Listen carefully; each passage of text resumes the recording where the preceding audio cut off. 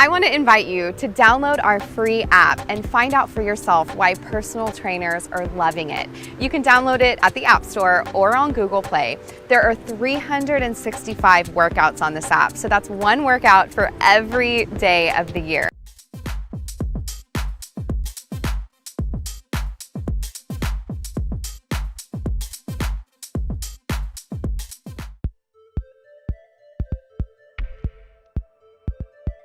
Most people automatically assume that salads are a great healthy choice when it comes to meal planning, but you may be inadvertently negating a lot of the healthy ingredients in a salad by adding commercial salad dressing to it. I'm sure you've heard this before, I'm preaching to the choir, but salad dressings bought commercially, ranch, things like that, contain a high amount of sodium and fat and can have massive amounts of calories that is not going to help your weight loss goals.